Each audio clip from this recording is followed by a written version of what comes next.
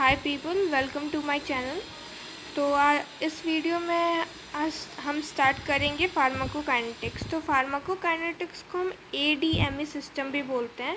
A for absorption, D for distribution, M for metabolism and E for excretion. तो pharmacokinetics क्या होता था? जब ड्रग्स बॉडी में एंटर करता था तो ड्रग्स के साथ क्या क्या होता था बॉडी में, उन सबको हम यहाँ पढ़ेंगे। जैसे ड्रग्स का एब्जॉर्प्शन हो जाता था, ड्रग्स का डिस्ट्रीब्यूशन हो जाता था, ड्रग्स का मेटाबॉलिज्म हो जाता था, ड्रग्स का एक्सक्रीशन हो जाता था।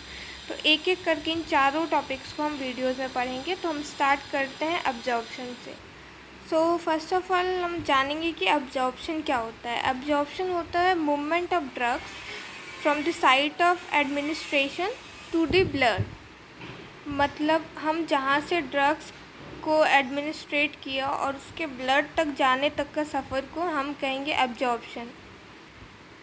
तो हमने यहाँ से ओरली अगर किसी ड्रग्स को एंटर करवाया और फिर ये ब्लड वेसल्स है, तो ड्रग्स यहाँ से यहाँ आ करके फिर अगर स्टमक से एब्जॉर्ब हुआ या फिर इंटेस्टाइन से एब्जॉर्ब हुआ, तो ड्रग्स के ब्लड तक के रास्ते को हम एब्जॉर्प्शन बोलेंगे। अब हम पता करेंगे कि कौन सा ड्रग्स एब्जॉर्ब हो जाएगा, कौन सा ड्रग्स नहीं एब्जॉर्ब होगा, कौन सा ड्रग्स ईज़िली एब्जॉर्ब हो पाएगा, कौन सा ड्रग ईज़िली नहीं एब्जॉर्ब हो पाएगा। तो पहले वो ड्रग्स ईज़िली एब्जॉर्ब हो जाएगा जो कि मेम्ब्रेन को क्रॉस कर जाएगा। और ये मेम्ब्रेन जो होती है ये लिपिड बाइलेयर की बनती है।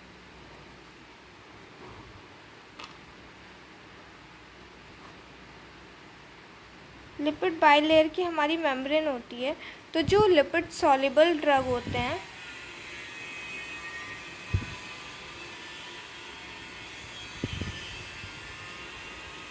वो ईज़िली क्रॉस कर जाते हैं,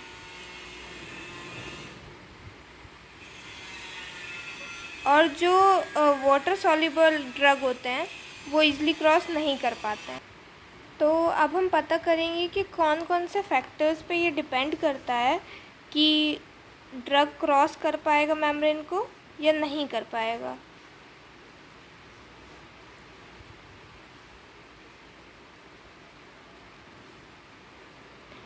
तो पहला फैक्टर तो यही हो गया कि लिपिड सॉल्युबिलिटी।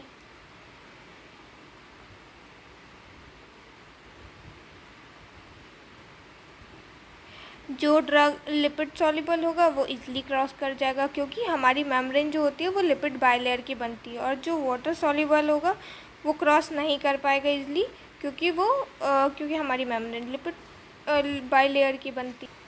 अब हम कैसे पता करेंगे कि कौन सी ड्रग लिपिड सॉल्युबल है और कौन सी ड्रग वाटर सॉल्युबल है? तो पहले तो हम देखते हैं कि एक सेम ड्रग जो होती है, कोई एक सेम ड्रग अगर वो स्टमक में लिपिड सॉल्युबल है तो वो मे बी इंटेस्टाइन में वाटर सॉल्युबल होगी।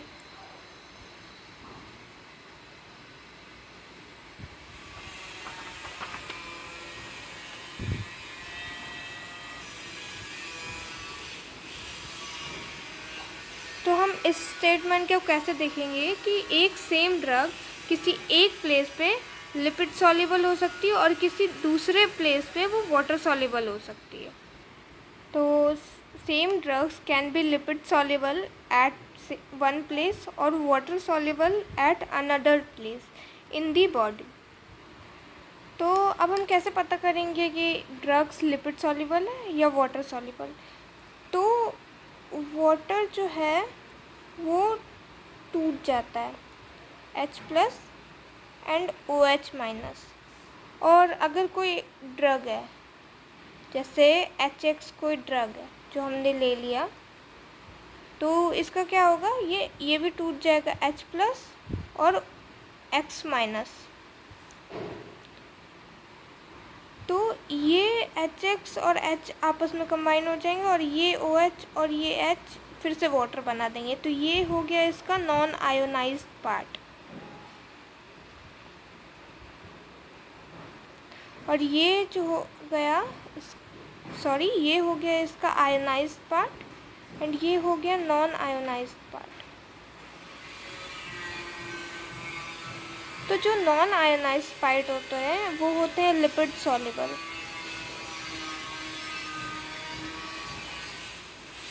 और जो आयोनाइज्ड पार्ट होते हैं वो होते हैं वाटर सॉल्युबल,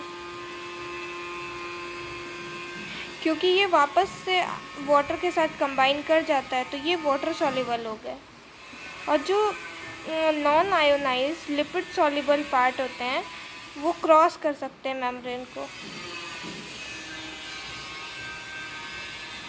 बट जो आयोनाइज्ड वाटर सॉल्युबल पार्ट होते हैं ये नहीं क्रॉस कर सकते हैं मेम्ब्रेन को।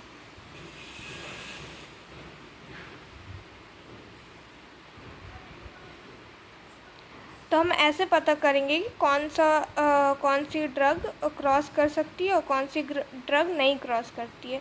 जो ड्रग होगी वो अगर नॉन आयनाइज्ड होगी तो वो लिपिड सॉल्युबल होगी, और लिपिड सॉल्युबल होगी तो क्रॉस कर जाएगी मेम्ब्रेन को।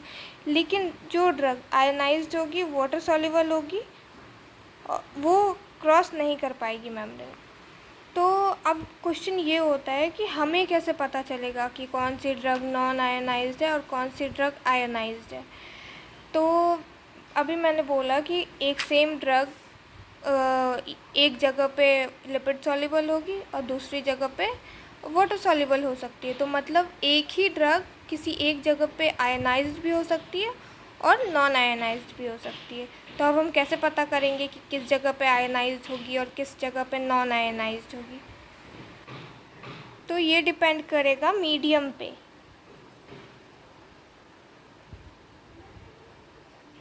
मीडियम पे डिपेंड करेगा, हमारे बॉडी के किस जगह पे कैसा मीडियम है उस पे डिपेंड करेगा। जैसे स्टमक पे, स्टमक में एसिडिक मीडियम होता है, ये तो हम सभी जानते हैं। इंटेस्टाइन में बेसिक मीडियम मतलब अल्कलाइन मीडियम होता है। तो अब हम कह सकते हैं कि जो भी एसिडिक ड्रग होगी वो स्टमक से अब्जॉर्ब हो जाएगी, जो भी बेसिक मीडियम होगी, जो भी बेसिक ड्रग होगी वो इंटेस्टाइन में जाके अब्जॉर्ब हो जाएगी। वैसे most of the drug intestine में अब्जॉर्ब होती है, लेकिन इसका मतलब ये नहीं है कि सारी ड्रग बेसिक होगी, लेकिन मीडियम पे डिपेंड करेगी। So if medium is same, so drug can cross the membrane.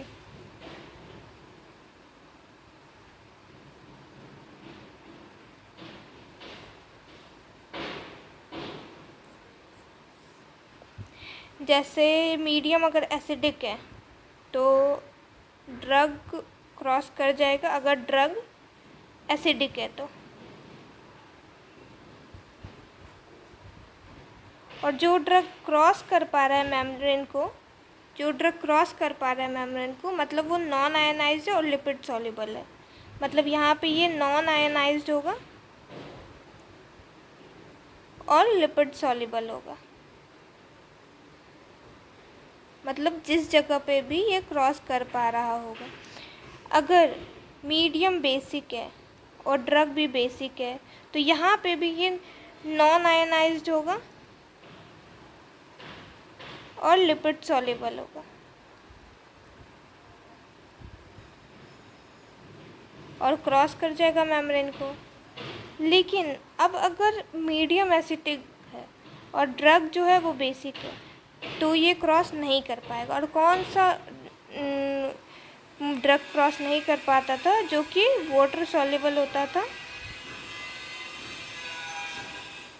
और आयनाइज्ड होता था। अब अगर मीडियम बेसिक है और ड्रग एसिडिक है तो भी नहीं क्रॉस कर पाएगा, तो भी ये वाटर सॉल्युबल है और ये आयोनाइज्ड है। तो अब हम एग्जाम्पल लेते हैं दो ड्रग का, जैसे कि एक एस्प्रिन हो गया और एक मॉर्फिन हो गया।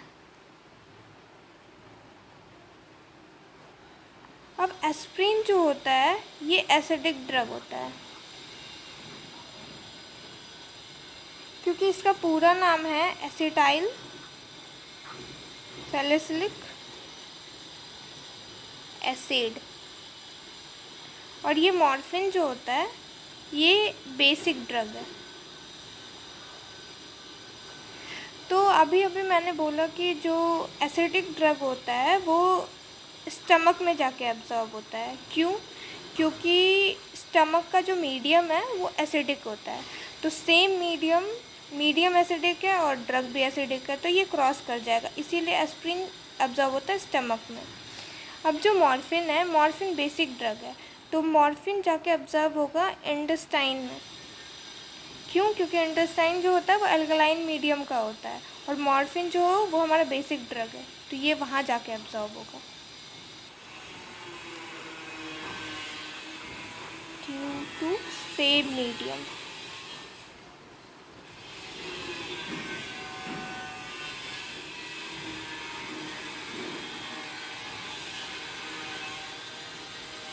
Due to same medium.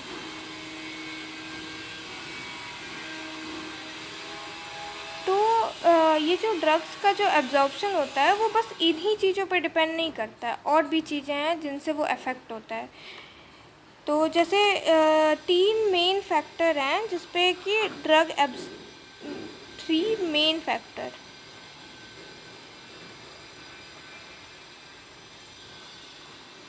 Drug के एब्जॉर्प्शन में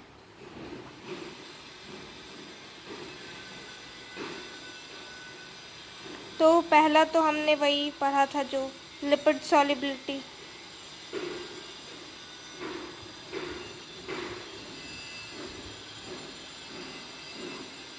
मतलब नेचर ऑफ ड्रग, मतलब ड्रग का क्या नेचर है, वो लिपिड सॉल्युबल है या वाटर सॉल्युबल है, एसिडिक है या फिर बेसिक है।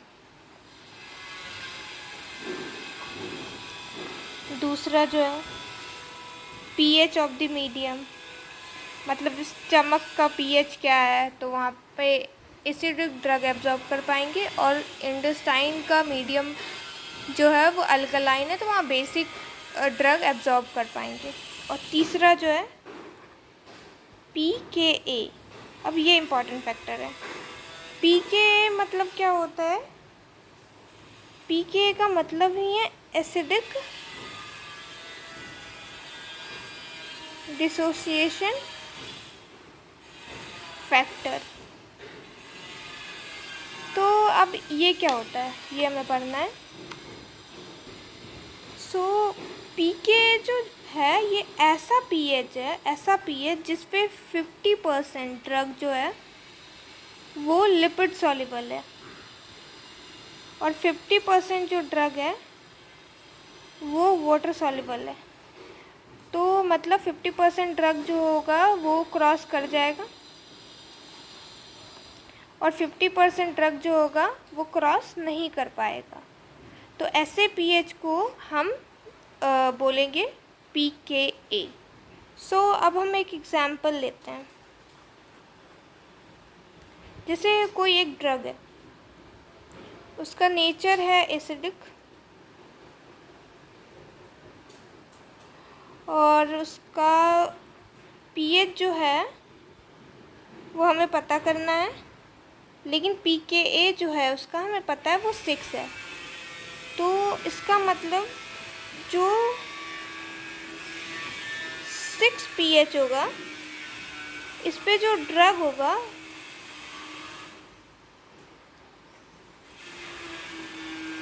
ये 50% लिपिड सॉल्युबल होगा और 50% वाटर सॉल्युबल होगा।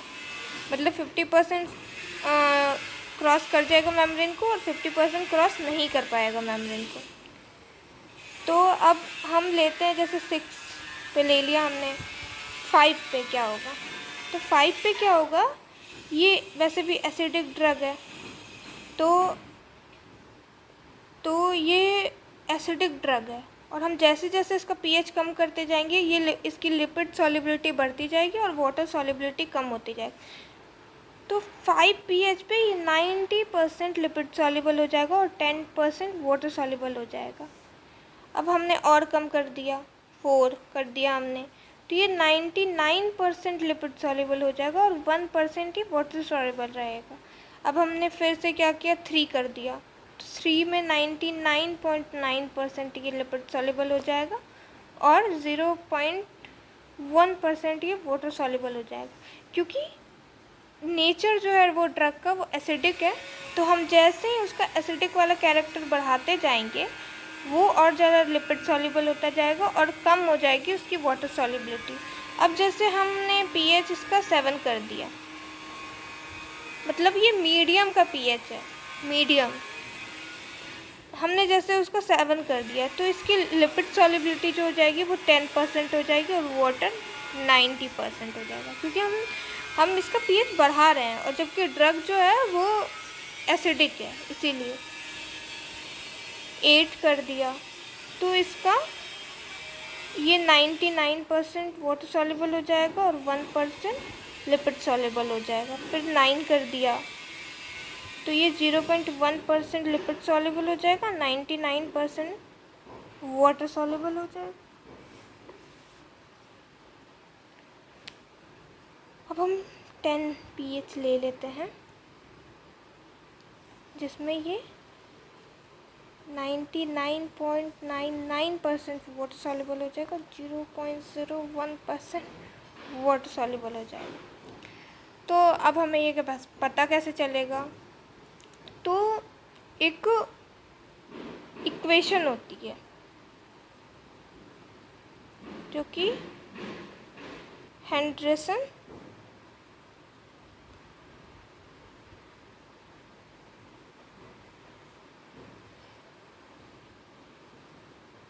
हेज़लबर्ग इक्वेशन होती है।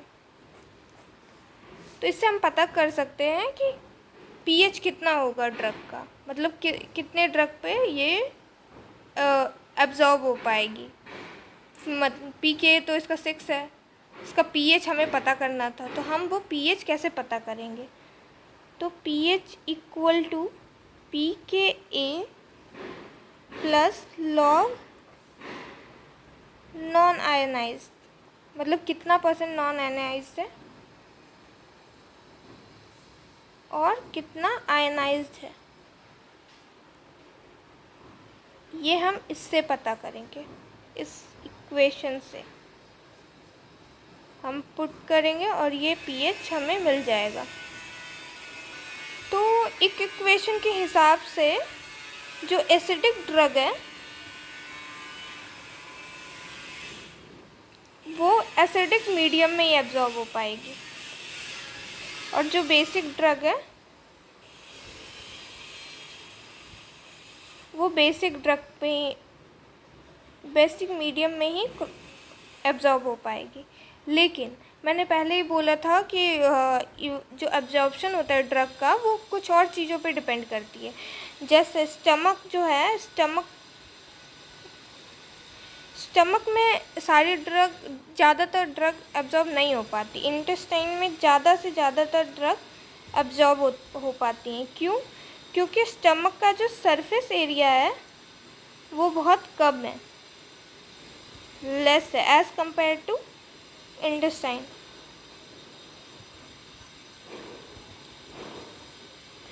और जो ड्रग है वो ज़्यादा टाइम के लिए स्टमक में रुकता नहीं है, कम टाइम के लिए रुकता है, लेकिन इंटेस्टाइन में ज़्यादा टाइम के लिए रुकता है। तो यहाँ पे उसको ज़्यादा टाइम मिल जाता है क्रॉस करने के लिए, इसीलिए ज़्यादातर ड्रग्स जो होती हैं वो इंटेस्टाइन में अब्जॉर्ब हो पाती हैं।